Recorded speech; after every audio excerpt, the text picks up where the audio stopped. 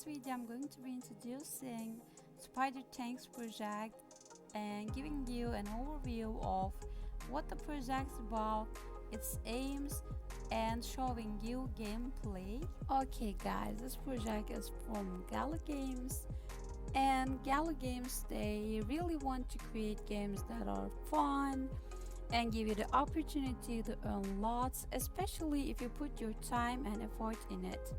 Going to talk about Spider Tanks.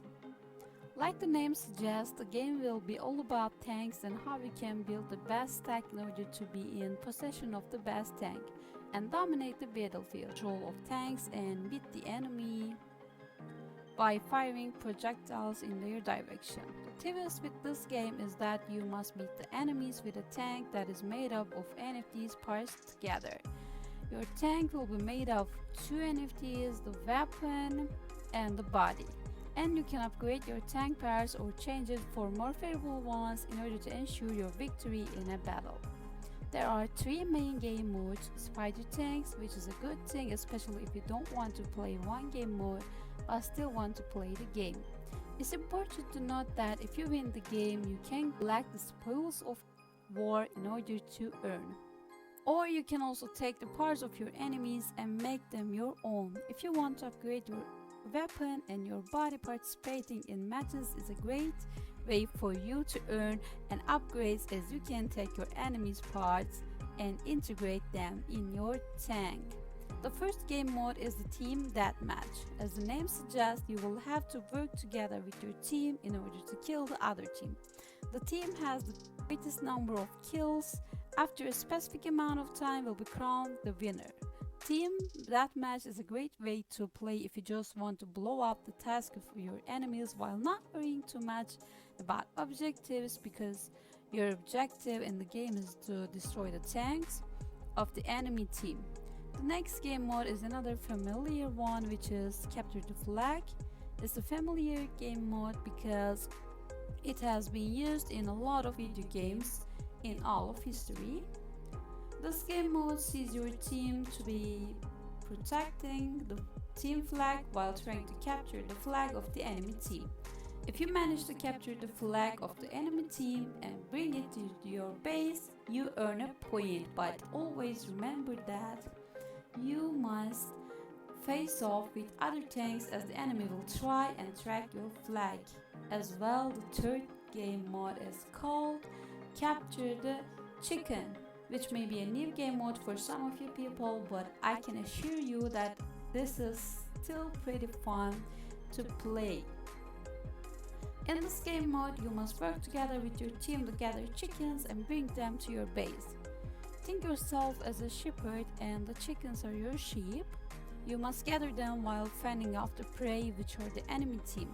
Fun and very stressful game mode, but the rewards will make it truly worth it. What's common between the game modes is that they are team games, which means that in order for you to win easily, you must be mindful of what the team is doing together. The game mode puts you together with 2 other people who have the same goal of winning, either by killing more enemies or completing objectives to win the game. Unless you have the best pair of weapons in body, you cannot carry your team to victory, especially if you guys have no synergy whatsoever. When you win any of the battles or game modes, then of course you will not be disappointed. Winning battles make you eligible to win rewards such as tank parts. That is right, when you win games, you have the opportunity to get parts of enemies or even on the whole tank that they are using, which seems really great, but be careful, as they can also take your tank parts or the whole attack when you lose. Will you risk it for the biscuit? Because of the last few statements that I've made, it might be clear already for that people really want to take parts and combine tags to create the perfect mobile, right? After all, the confusion of the tank is really important if people want to win games and earn prizes. So it really makes sense if you think about it. The efficiency of your tanks will be driving force, no pun intended, to your victory. The more hits your tank body, the longer you can stay alive and less in the game. In the same way, the more damage per second your tank weapon can make, the easier it is to kill enemies and win you the game. So it's really important for you to understand the mechanics of tank building in the game and create a tank combination that suits your playstyle and needs.